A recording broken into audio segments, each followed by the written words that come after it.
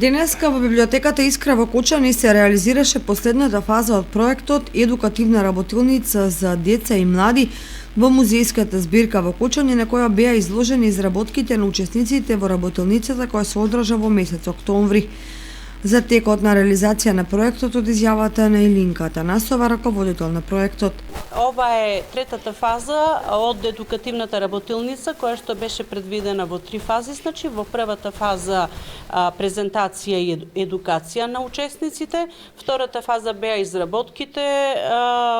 Во оваа година се одлучивме да биде ставен акцентот на мотивите кои што се употребувани во предметите откриени на територијата на Кочанска општина, со тоа што тие мотивите ги искористуваа на најразлични материјали, значи без оглед на временската припадност, и сами приметија дека во археолошката и во етнолошката поставка се среќаваа одредени мотиви, некаде на текстил, некаде на керамика. Основна цел на ваквиот начин е едукација и доближување на музеологијата и несочуваното културно наследство во Кочанскиот регион до училишната младина од основните и средните училишта и нивно директно вклучување.